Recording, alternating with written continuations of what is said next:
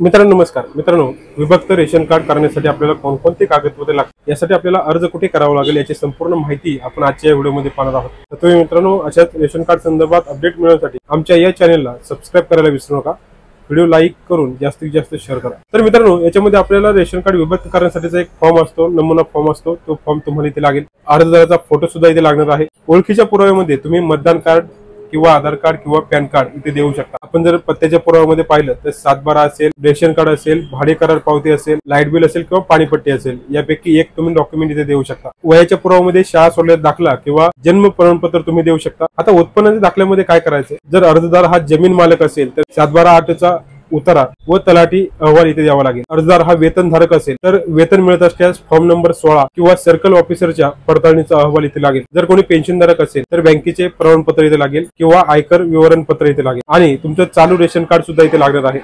तर इतके